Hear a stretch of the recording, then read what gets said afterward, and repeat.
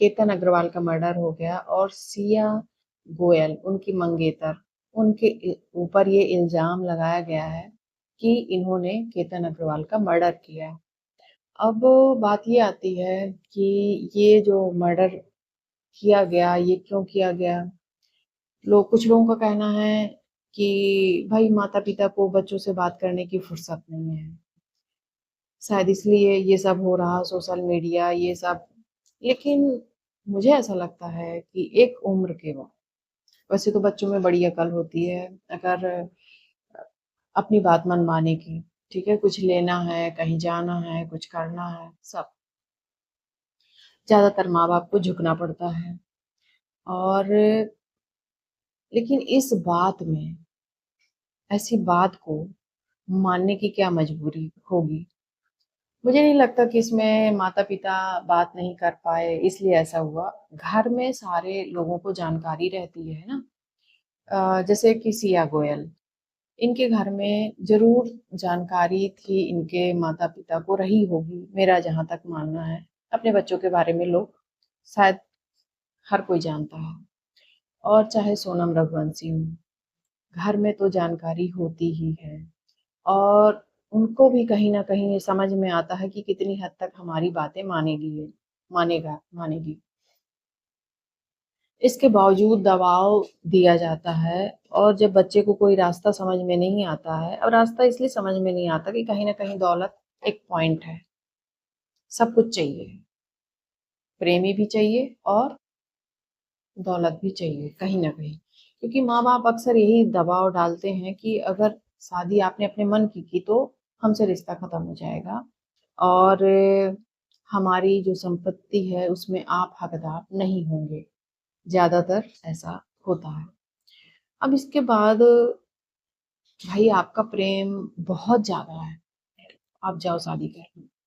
तय कर लो कि प्रेम बड़ा है या हमारे रिश्ते, और ये जो धन दौलत हमारे माता पिता के पास है ये हमें चाहिए, या हमें प्रेमी चाहिए।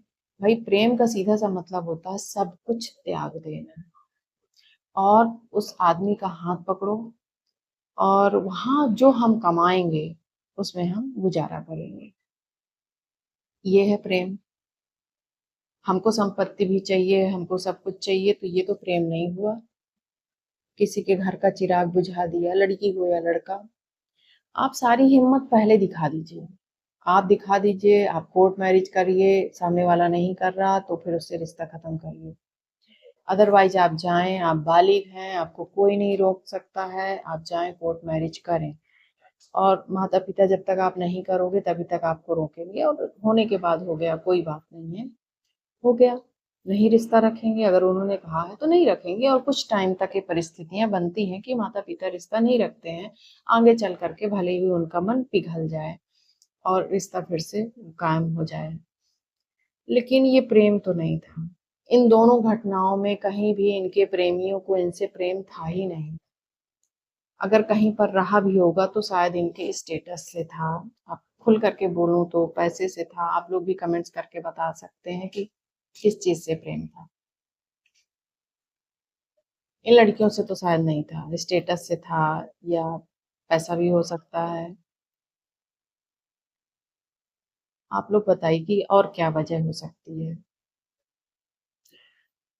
मेरे हिसाब से तो प्रेम नहीं था, चाहे कुछ भी रहा, प्रेम नहीं था इन लड़कों को। और जिंदगी बर्बाद हो गई, दो दो घर उजड़ गए।